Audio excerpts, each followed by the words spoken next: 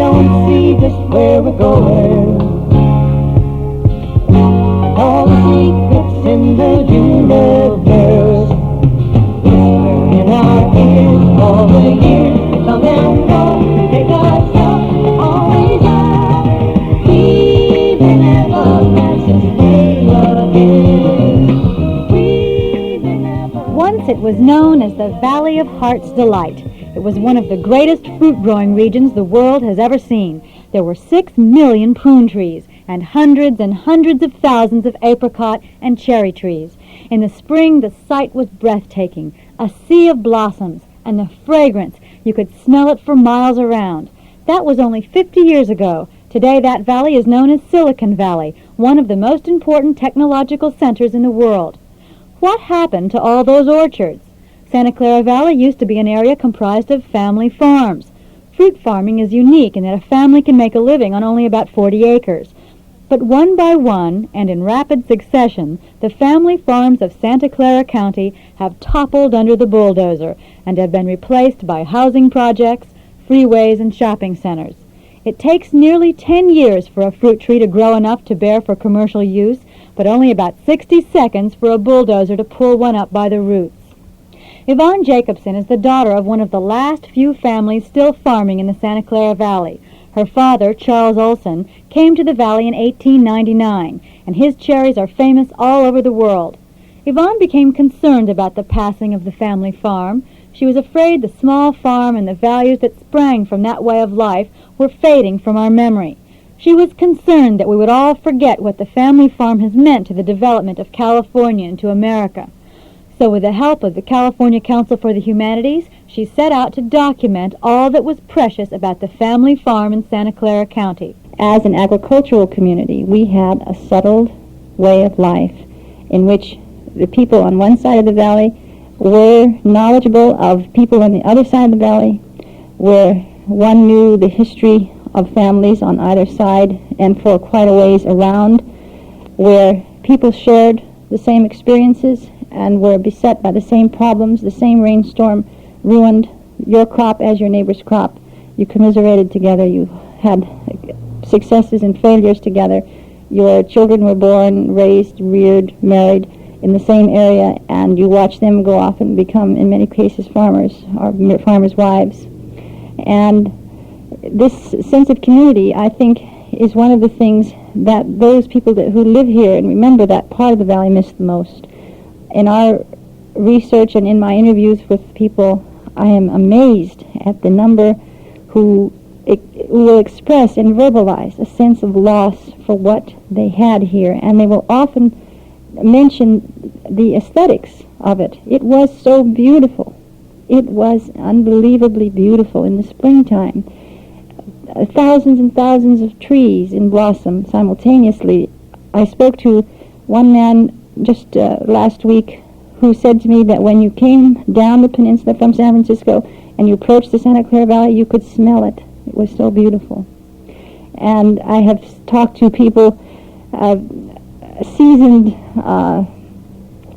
farmmen who you don't take to be sentimental about questions of aesthetics and beauty, but who remember with tremendous sense of loss the sight of the cream white cherry blossoms with the mustard blooming beneath, with endless trees in profusion, the kind of gripping gut feeling that something precious has been lost from their background.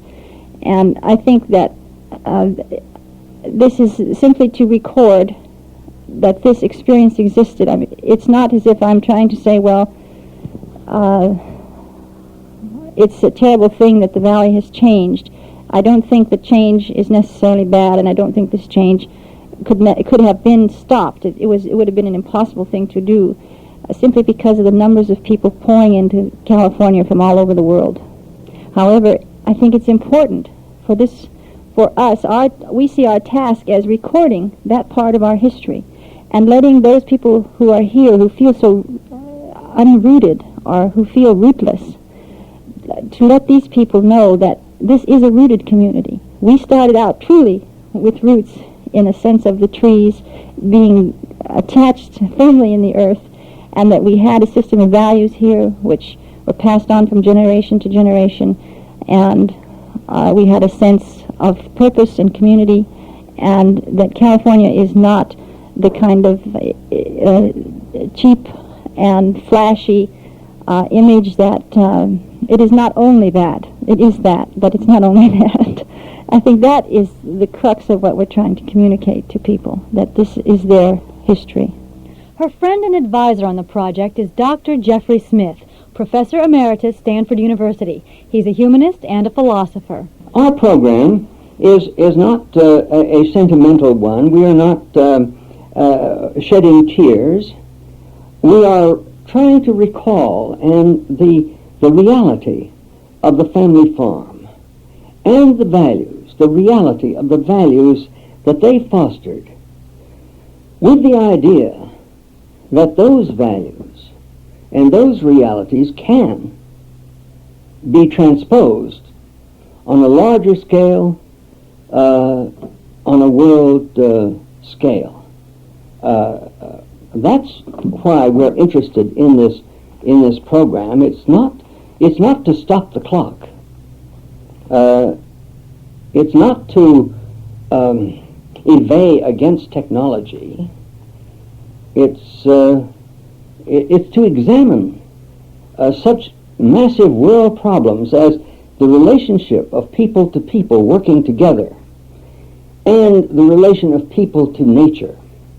I think that whenever people lose a sense of their intimate relation to vast wilderness, untamed parts of nature, then they begin to have an egocentric isolation that is destructive. You take a big city.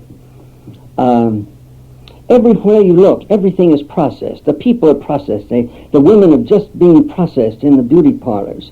The men are all processed wearing ridiculous suits. All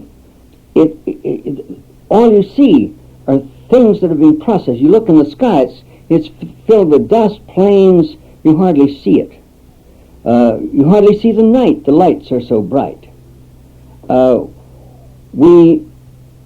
nothing wrong with a city as such, but when we lose our feeling for these great forces that transcend us, that lie beyond our grasp, that we must cultivate and not enslave, as the farmer cultivates the earth and doesn't try to enslave it.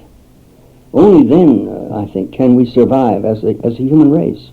Yvonne says, throughout American history, the family farm has been the embodiment of the American dream. It's so much a part of us that we can't understand a nation that won't allow private ownership of land. This ideal of land belonging to those who work on it is very deeply ingrained in the American psyche. It goes back to the whole concept of the American settlement. After all, people were fleeing Europe for many different reasons, religious persecution and political persecution, but also the inability to own land, to develop it, to grow one's own crops and to make a profit by that land. And this huge country known as the United States was lying here in the possession of the Indians it didn't take too much to push aside, and the settlers came from all over the world with the idea of that idea, the American dream, own a piece of land, pass it on from one generation to the next. Essentially the family farm. I guess it was Thomas Jefferson who defined the family farm the clearest. He said there's nothing so precious as the small farmer. He is wedded to the country by the strongest ties. He is wedded to its liberty and its freedom. And the connection between land ownership and loyalty to the country were, in Thomas Jefferson's mind, absolutely important and crucial. But it was more than that. Thomas Jefferson saw in the small landowner, in the small farmer, a type of virtue in living. In other words, as a philosopher, as Thomas Jefferson the philosopher, he said that for an honesty, a hard-working dedication to the values of family, there is nothing finer than the farm. That's paraphrasing what he said. And he wasn't the only philosopher. I mean, if you look back to the philosophers, going back to the Greeks, there was a praise for the honest, simple virtues of living on the land and growing not only produce but one's children on the land and passing that land down from one generation to the next. It was through the small farm that wave after wave of immigrants was able to come to this country and make good. The Santa Clara Valley was an area where the fantasy, the dream life, was realized for so many cultures and so many communities. We have only to look at the ethnic variety that is still in the valley, still farming, to get a cross-section of what existed here before. So in a sense, the American dream became involved in the concept of Thomas Jefferson's family farm, and the family farm here was the vehicle for achieving the American dream. And there's no question that these families who had 10 or 40 acres were able to put children through college to get them educated, and in many cases spelled the doom for the family farm, because once educated, they didn't all come back to the farm. And on the other hand, it did provide the realization of that dream for several generations. What basic values do we lose when we destroy a farming community and replace it with a technological urban one? Dr. Smith thinks we must look at the people and what it does to them. Philosophers are often thought of as dealing only in abstractions. But I think unless the abstractions are related to actual life and given a human face and a human vitality, they're hollow. And so I'm interested in values, not in the abstract, but as they actually arise in the lives of people. These are the values that are important, not the ones that we praise. We can praise motherhood, liberty, all of these things, but this means nothing unless these values come to life. And the family farm is a wonderful example of a very earthy manifestation of very basic human values. Very human values which will be maintained, if they are, not by maintaining this family farm necessarily, but by maintaining the close working together of people of all ages and of all types. Only when we can make the whole world a family farm, cultivating nature instead of exploiting it, living together as one family, only then will the values of the small family farm have been transposed to the larger scale of this little earth on which we live. Yvonne Jacobson believes we may be losing the basic values that were held dear on the family farm: honesty, belief in the rewards of hard work, and a sense of community. These all seem to have disappeared from the urban environment. Catherine Gossage and her husband lost their Santa Clara Valley farm when the 280 freeway came through. She's a widow now and recalls the values of farm life. I wouldn't say it was a value. I'd say it was something that had to be done. You know, it was a necessity in order to live, to make a living. You know, it was so much different than it is now.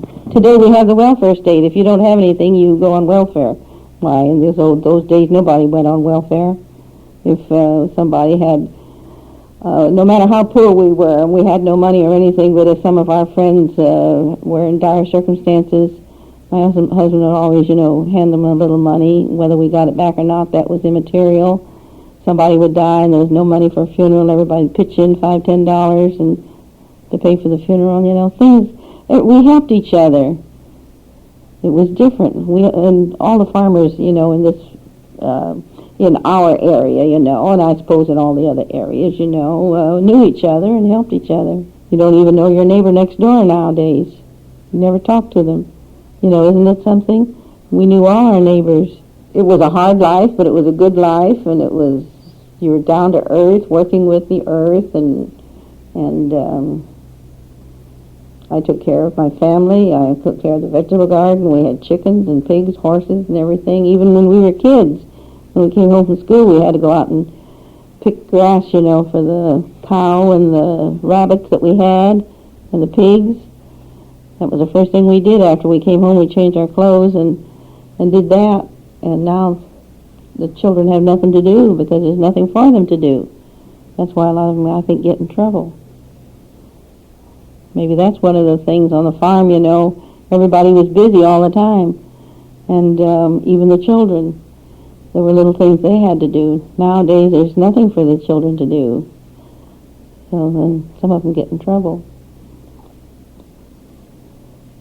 That might be one thing that has changed our lives. Sounds like we've lost something besides the farm. Yes, I think so. It's,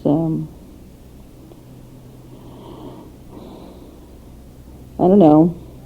I know my older son now is corporate vice president of Northrop Aviation down south, and he's always proud. He always tells everybody, I'm a prune picker.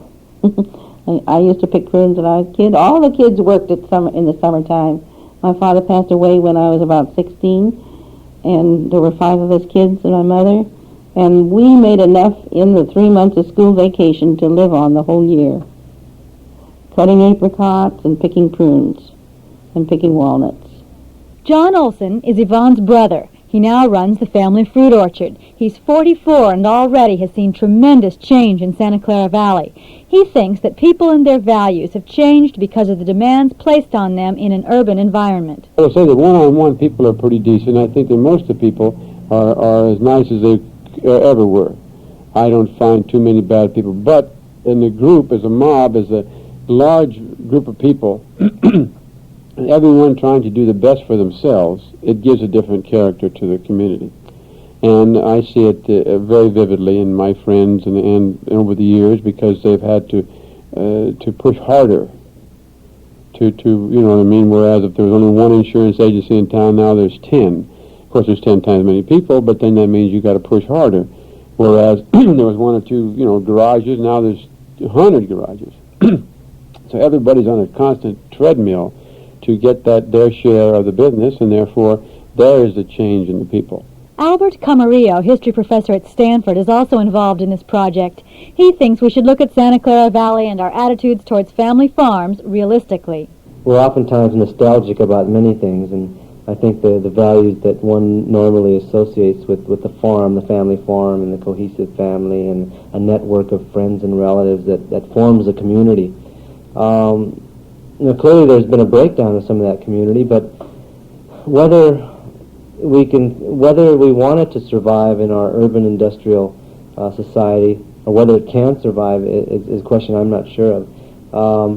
It isn't really too adaptable to metropolitan urban life in the United States, and that's why we see there's only small pockets of it here, and of course in other parts in the Midwest. I think there's still real strong values associated with the family farm, but much less so in California as the population increases and as agribusiness grows each decade. So I'm not sure whether it's something that is compatible with our urban and technological society, but some of the characteristics of the family farming environment are still, I think, very important to us, and we tend to cling to them. So I think that at least in some sense, and I've seen it today in meeting with some of these people, that the networks continue, but it's on the decline. It's usually networks that continue from past family farming experiences. So you're talking about a generation that will not be around in 10 to 15 years. And the children of that generation are not carrying on the family farms, therefore they're going into the cities, they're conducting other businesses, other occupations. So in a generation there probably won't be any legacy of the family farm in Santa Clara County, which is sad. Not everyone thinks the family farm and the values that went with it are disappearing. Henry Schacht is a vice president of California Canners and Growers, and for 25 years has written a farm column in the San Francisco Chronicle. And when you talk about the family farm, I think, again, you really have to define what it is you're talking about, because Everybody now says they're in favor of saving the family farm. But oftentimes you don't find agreement on just what they mean or what vision they have in their mind of the family farm. I think some of our people who are most emotional about this trend within agriculture see the family farm as something that was an idyllic existence back in the days before mechanization, when Ma and Pa and the kids went out and worked hard in the sun all day and came back and sat on the porch and sipped lemonade and sat under the trees and gloried in their existence. And that, of course, is a totally false picture of agriculture in those particular times. Those good old days that those people are fond of talking about were old, all right, but they certainly weren't that good. I don't think any farmer today would go back to those so-called good old days. I don't think you'd find a single one. I think farm people are entitled to think about growing and expanding and bringing to their families all the advantages that other people have. And in this present time, that means usually operating on a larger scale, having a bigger investment, and becoming, in effect, a businessman farmer. And you don't have to be 40 acres and a mule in order to be classed as a family farm. That's an archaic concept. And the strength of United States agriculture today, which is the greatest agricultural system the world has ever seen, is the family farm. But people keep on telling us that the family farm is like the dodo bird, that he's going to disappear next week and there aren't going to be any left because there are going to be nothing but huge corporate conglomerates running everything. And the facts don't bear that out. They simply don't bear that out. Many farms are becoming incorporated not because they're becoming corporate conglomerates, but because the farm family has found that it's to its best interest to become a family corporation. And the great impetus toward that is to be able to use the corporate structure in order to keep that farm in the family when mother and father pass away, so it can be passed on to the sons and daughters and perpetuated as part of the family. I don't think the family farm is in nearly as much trouble as a lot of people say it is. Now, on the fringes of the big urban areas, and this would include Santa Clara Valley, where San Jose, I guess, for quite some time been the fastest growing metropolitan area in the country. Right there are certainly pressures that apply, but that shove these people out, and one of them is the desire of the farm family itself to ensure the future of itself and its children. For most farmers, it only comes maybe one time in his life when somebody will come to him and pay the kind of a price that will give him financial security for the rest of his days and enable him to pass on something very substantial to his children. You couple that with the added tax burden of having a farm right there on the fringes of the city limits and so on, and you have a very powerful impetus for this guy to sell out. But most of them don't sell out and go out of agriculture. I know people all over this state who have done that, but then taken that money, taken it out to another part of the state, reinvested it in agriculture, and are continuing to be family farmers today. The pear growers in the Santa Clara Valley, you find them all over the north coast. The apricot growers in Santa Clara Valley, they're all over in the west side of the San Joaquin Valley. The citrus growers from Los Angeles area, they're all up in the southern San Joaquin Valley. So, or if they're not down in the desert, down around Coachella and Indio and Palm Springs. So, it's not a case of the guy just turning up his toes and dying as a family farmer. He usually takes that money, goes someplace else where farmland is far cheaper and taxes far lower than in the area where he sold out, and he goes back into farming. Nevertheless, the people like Catherine Gossage, who farmed the Santa Clara Valley in its fruit heyday, know what they've lost.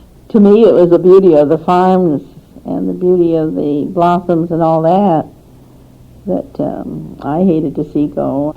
That's what I feel, the loss of the trees and all, and that it's now nothing but cement highways and overpasses and all that. And they say that 20% of the land in this valley is, roadways today. And I really miss the trees and the orchards, the beautiful orchards, that were so well kept. And, they pruned them well, and the farmers really took care of their trees. And I miss them. There's nothing left anymore. Here and there, a little place, but they're all gone. And Charles Olson, who's 81 now, sits on his little farm in the middle of the freeways, the shopping centers, the fast food chains, and the drive-ins. His land is probably worth millions, but he and his family are not going to budge. They're the last holdouts. Of course, maybe this what I'm telling you don't sound good to some developers. I was just over there at the office the other day, and there's a big letter there from Cornwall Banker and Company to buy our land here. And the price is not an object. Well, so what? It's so many dollars, and you're only going to, when you go, you don't take any of it. The good book says if you have this and you can't take it with you, what good is it? And that's the truth. These kids are millionaires. They only know it and only would get down to brass tacks and realize that they are millionaires. And they don't have to have money to be a millionaire. I think that if you can keep going and pay your bills, like in my own case for 81 years, I think you've accomplished something, right? So philosophy of the thing is not the only thing, the American dollar. There's something else beside that.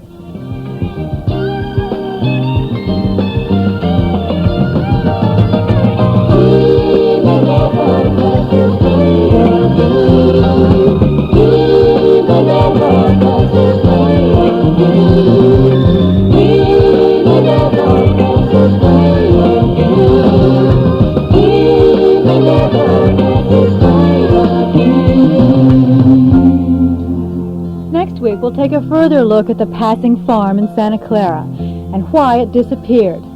You've been listening to California Times, a production of the California Council for the Humanities, the state affiliate of the National Endowment for the Humanities. This program was engineered by Bob Breck. I'm Cynthia Perry.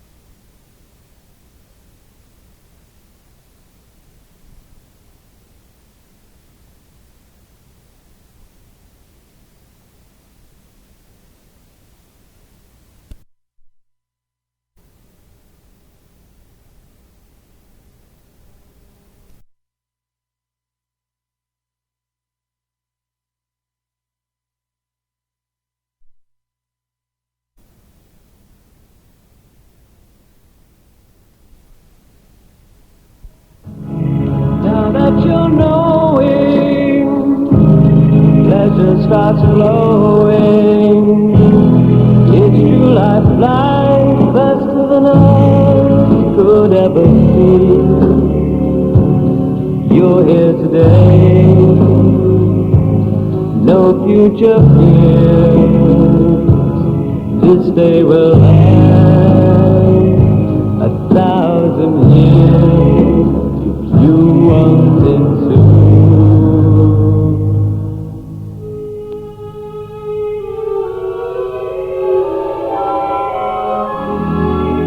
It's happening all over California and all over the United States. Beautiful, fertile farmland is disappearing under layers of concrete. Acres of fruit trees have turned into acres of homes. The smell of hay has been replaced by the smell of exhaust. And nowhere is it happening faster than the Santa Clara Valley, once known not so long ago as the Valley of Heart's Delight, now known as Silicon Valley. Only 50 years ago, Santa Clara Valley was one of the greatest fruit-growing regions the world has ever seen. There were 6 million prune trees and hundreds of thousands of apricot and cherry trees. In the spring, the valley was a sea of fragrant blossoms, so breathtaking that people would come from miles around just to see it. Almost literally overnight, the Santa Clara Valley has been transformed into what some say is the most important technological center in the world. What did we lose? What did we gain? If you rely heavily on your calculator, your heart pacemaker, or your birth control pill, you may tend to see the advantages of a great technological center. However, there are some people in that valley who feel a real sense of loss. Yvonne Jacobson is the daughter of one of the last few families still farming in the Santa Clara Valley. Her father, Charles Olson, came to this valley in 1899 and is famous nationwide for his cherries. Yvonne became concerned when she realized how quickly the family farms were disappearing all around her and began to wonder what the community had lost besides fruit trees. With a grant from the California Council for the Humanities, she's undertaking a project that will document what the family farm has meant to the development of the valley and to the development of California. Santa Clara Valley was an area where the fantasy, the dream life, was realized for so many cultures and so many communities. We have only to look at the ethnic variety that is still in the valley, still farming, to get a cross-section of what existed here before. So in a sense, the American dream became involved in the concept of Thomas Jefferson's family farm, and the family farm here was the vehicle for achieving the American dream. And there's no question that these families who had 10 or 40 acres were able to put children through college to get them educated, and in many cases spelled the doom for the family farm, because once educated, they didn't all come back to the farm. And on the other hand, it did provide the realization of that dream for several generations. As an agricultural community, we had a settled way of life in which the people on one side of the valley were knowledgeable of people on the other side of the valley, where one knew the history of families on either side and for quite a ways around, where people shared the same experiences and were beset by the same problems. The same rainstorm ruined your crop as your neighbor's crop. You commiserated together. You had successes and failures together. Your children were born, raised, reared, married in the same area, and you watch them go off and become, in many cases, farmers or farmers' wives. And this sense of community, I think, is one of the things that those people who live here and remember that part of the valley miss the most. In our research and in my interviews with people, I am amazed at the number who will express and verbalize a sense of loss for what they had here, and they will often mention the aesthetics of it. It was so beautiful. It was unbelievably beautiful in the springtime. Thousands and thousands of trees in blossom simultaneously. I spoke to one man just last week who said to me that when you came down the peninsula from San Francisco and you approached the Santa Clara Valley, you could smell it. It was so beautiful. And I have talked to people, seasoned farm men who you don't take to be sentimental about questions of aesthetics and beauty, but who remember with tremendous sense of loss the sight of the cream white cherry blossoms with the mustard blooming beneath, with endless trees in profusion, the kind of gripping gut feeling that something precious has been lost from their background. And I think that this is simply to record that this experience existed. I mean, it's not as if I'm trying to say, well, it's a terrible thing that the valley has changed. I don't think that change is necessarily bad, and I don't think this change could have been stopped. It would have been an impossible thing to do. simply because of the numbers of people pouring into California from all over the world. However, I think it's important for us, we see our task as recording that part of our history and letting those people who are here who feel so unrooted or who feel rootless, to let these people know that this is a rooted community. We started out truly with roots in a sense of the trees being attached firmly in the earth, and that we had a system of values here which were passed on from generation to generation, and we had a sense of purpose and community, and that California is not the kind of cheap and flashy image that it is not only that. It is that, but it's not only that. I think that is the crux of what we're trying to communicate to people, that this is their history. Dr. Jeffrey Smith, Professor Emeritus of Stanford, taught humanities and philosophy. He's assisting Yvonne on this project. Our program is not a sentimental one. We are not shedding tears. We are trying to recall the reality of the family farm and the values, the reality of the values that they fostered, with the idea that those values and those realities can be transposed on a larger scale, on a world scale. That's why we're interested in this program. It's not to stop the clock. It's not to inveigh against technology.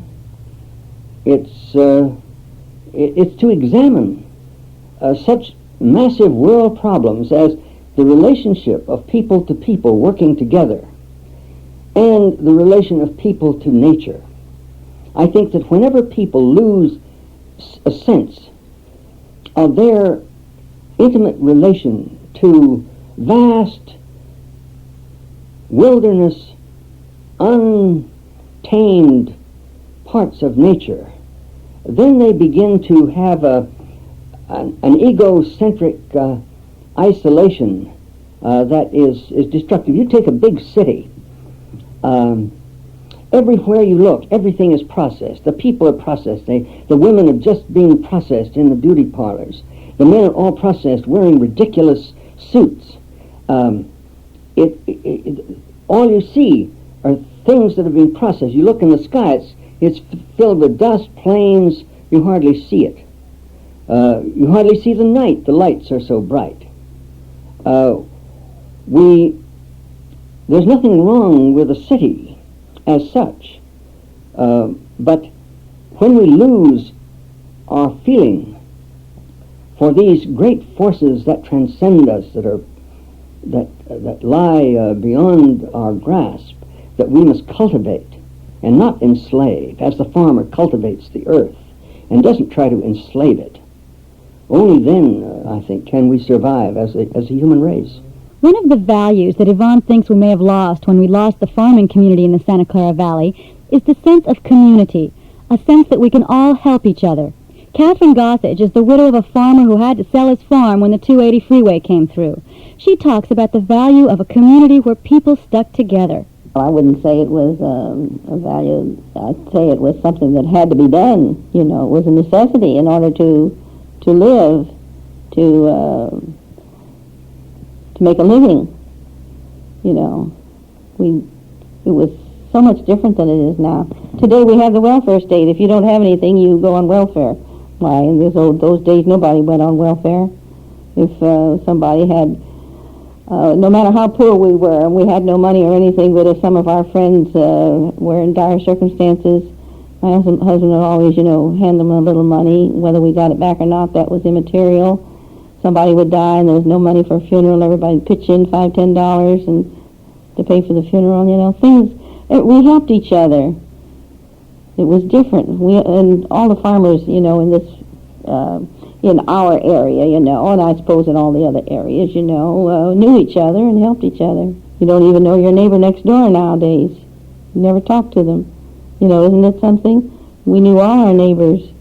Albert Camarillo is a professor of history at Stanford and an expert in California history. It's unfortunate that our society has become so complex, that it's become so urban and so technological that there's not that room for that tight network of families and friends and relatives that form the sense of community. And I think that sense of community, if you put your finger on it, is what we've lost, or we've lost to a great extent in society across the United States, but focusing on Santa Clara Valley as the most rapidly urbanizing area in the United States today. San Jose has either the first or second highest growth rate in the country, and has for the last 10 years. So it's really a product of World War II and what California post-war urbanization and industrialization has been all about. We're oftentimes nostalgic about many things, and I think the values that one normally associates with the farm, the family farm, and the cohesive family, and a network of friends and relatives that forms a community. Clearly there's been a breakdown of some of that community, but whether we want it to survive in our urban industrial society, or whether it can survive is a question I'm not sure of. It isn't really too adaptable to metropolitan urban life in the United States, and that's why we see there's only small pockets of it here, and of course in other parts in the Midwest. I think there's still real strong values associated with family farm, but much less so in California as the population increases and as agribusiness grows each decade. So I'm not sure whether it's something that is compatible with our urban and technological society, but some of the characteristics of the family farming environment are still, I think, very important to us, and we tend to cling to them. So I think that at least in some sense, and I've seen it today in meeting with some of these people, that the networks continue, but it's on the decline. It's usually networks that continue from past family farming experiences. So you're talking about a generation that will not be around in 10 to 15 years. And the children of that generation are not carrying on the family farms, therefore they're going into the cities, they're conducting other businesses, other occupations. So in a generation there probably won't be any legacy of the family farm in Santa Clara County, which is sad. Wallace Stegner, Pulitzer Prize-winning author of Angle of Repose, lives in Santa Clara Valley and has been participating in this project to examine the changes that have taken place there. He is not quite so pessimistic about the loss of certain values associated with a farm community. You'll always get disruption of community when you get a big influx of people from outside who have no sense of what they belong to and whose only notion of how to be a Californian is to read Sunset or something, and wall-to-wall barbecues or something. That does cure itself in time. Give it time. Because after a while, those people who have come in since World War II are going to feel like old-timers, and they're going to want community, and they're going to look as hell if the schools aren't good enough for their children, or if they don't get the kinds of fire protection or whatever else they want, if they don't get the services out of their community, or if their public servants are corrupt or careless or whatever else. What it takes to make a community is a certain degree of stability, and I suppose we are now so full up with people that eventually, pretty soon, we're going to get a little more stability than we had. I suspect we already have a whole lot more than we had in the 50s. I don't give up on the human race just because change has come upon it. I guess I think that for a limited period of time, change can bring on such aberrations that you think the whole world has come to an end. And gradually people find out that what change has brought isn't satisfying. It isn't as good as it used to be, as she's finding it out, as we've all found it out. And when you find that out strongly enough and feel it strongly enough, you'll bring back something of what you think you've lost. And it hasn't been lost, it's only been mislaid. Stegner says that the conflict between those who want to preserve farmland and open spaces and those who want progress is a very old one, and that because we don't live in a dictatorship, we must face the problems that come with freedom of choice and free enterprise. Chekhov wrote a play called The Cherry Orchard, which is right on the same problem. Development versus the maintenance of the old traditional beloved family orchard. And that was 1880 or so in Tsarist Russia. a good deal different from the situation here, and yet very, very like it. And when the axe is laid to that tree, you know, at the sound of chopping off stage, it's a disastrous moment because something splendid has lost. But I don't suppose Chekhov or any of the rest of us should be too unhappy because something does take its place. I'm not that much of a cynic about the human possibility, though I cuss the human race regularly, 23 out of 24 hours. It does manage somehow to survive, and it even survives its own freedom in this country, which is the best test of all. The great changes that have come to the Santa Clara Valley in the last 30 years are due largely to the efforts of Stanford University. They made it a point to attract the greatest scientific minds and provide them with what they needed to come up with the important discoveries that led to the technological development of that valley. Yvonne Jacobson says there's a question in her mind as to whether or not a university should be so closely allied with industry. And there is a question here, a fundamental question that has intrigued me, and I throw it out because I don't have the answer to it. But it is certainly a result of the Stanford experience.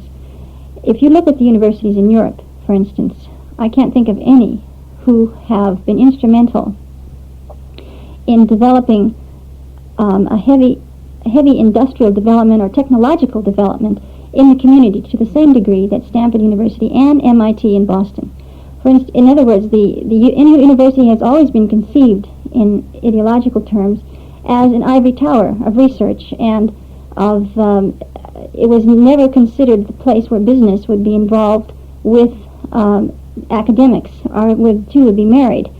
In America, this tradition has changed, and when I say I don't know the answer whether or not it's good or bad, I can't make that value judgment entirely because it's difficult to know, is it good or is it bad? I think that the idea that Stanford is instrumental in the development of the valley is absolutely valid and a clear reflection of the facts. It is also ironic because Stanford itself, the university, was a farm to begin with. I mean, it is known to its students and to those who are part of the Stanford family, so to speak, it's known as the farm. And the reason it's known as the farm is because Leland Stanford and his wife chose to establish a farm here in Santa Clara Valley after they had made their money in the railroads, and chose this particular bucolic setting, this sleepy agricultural community, because of its beauty and because of its restfulness and its peacefulness, and that was one of their primary reasons for selecting the site. And so the fact that the university has itself gone from an agricultural past to one of high technology parallels the very history of Santa Clara Valley itself. There are, of course, a great many people who believe that the changes that have come with the technological development of the Santa Clara Valley have been good, and to look back on the good old days is an exercise in nostalgia. Oh, sure, everyone hates the traffic and the pollution and the ugliness, but the benefits, they say, far outweigh the losses. John Sprider is a scientist at Stanford, and he points to the wonderful developments that have come out of that valley. Developments that occurred because so much scientific activity has been centralized in one place. Somehow this area has provided an atmosphere in which these very creative people who are forging the new world, so to speak, have come and found a way to work together. In a way, it's maybe trite to say, but one thinks in history of people coming together to make the great Athens or someplace, and maybe that's probably too much to say that Cupertino is another Athens, but somehow it's astonishing how much new innovation is going on around here, and I don't know exactly what it takes, but it certainly does.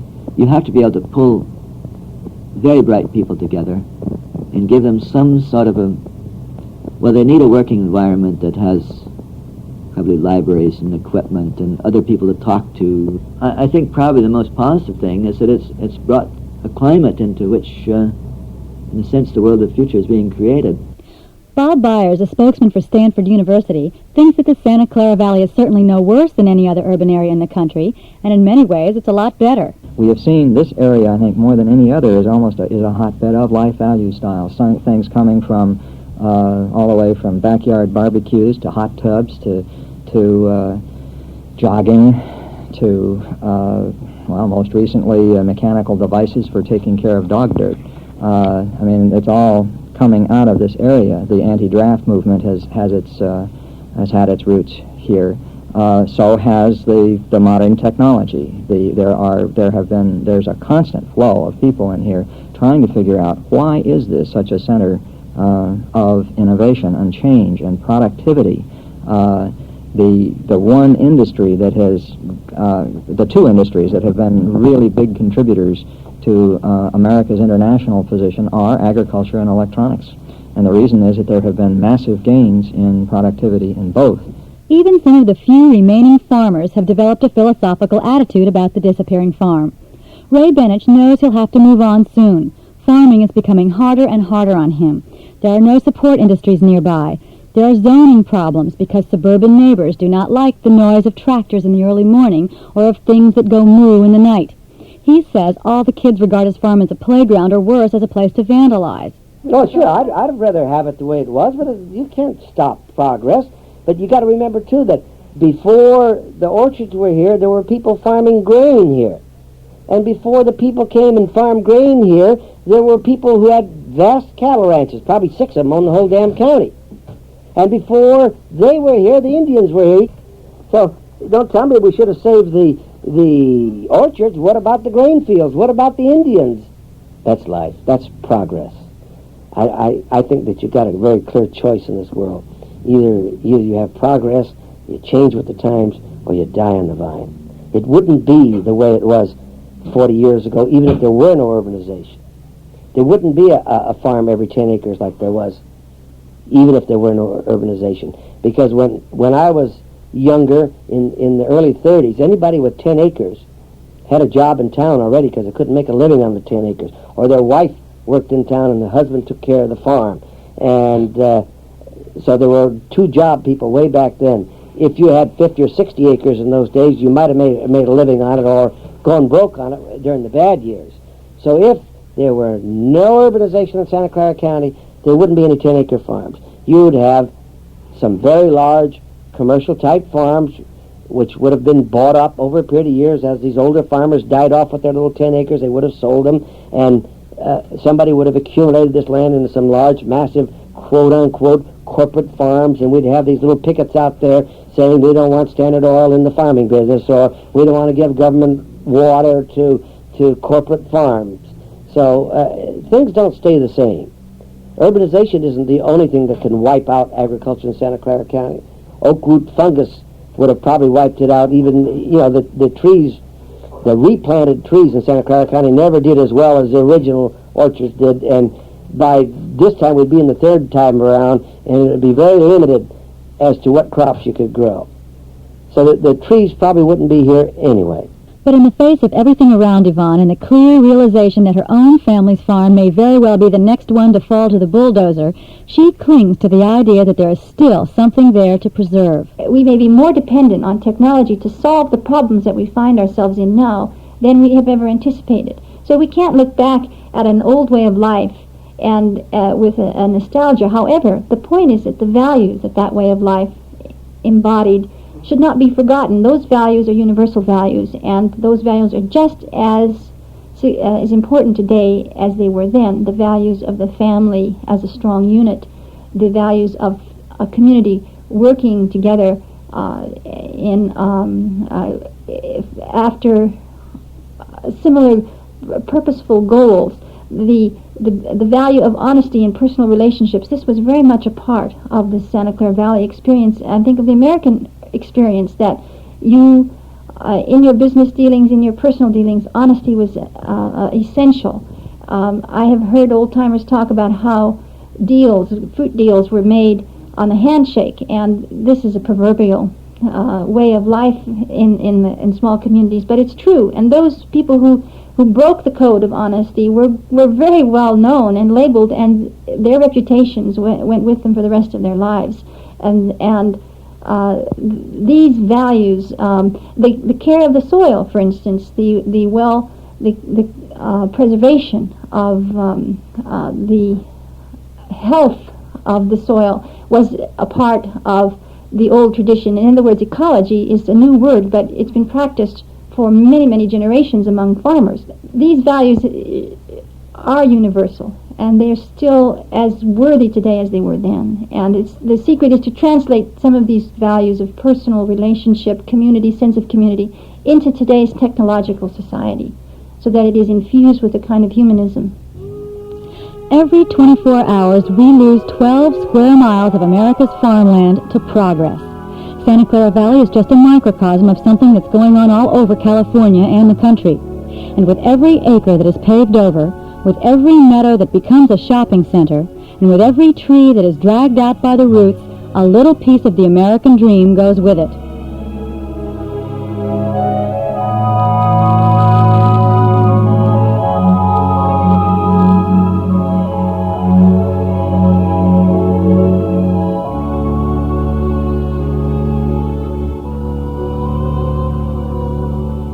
You've been listening to California Times, a program brought to you by the California Council for the Humanities, the state affiliate of the National Endowment for the Humanities.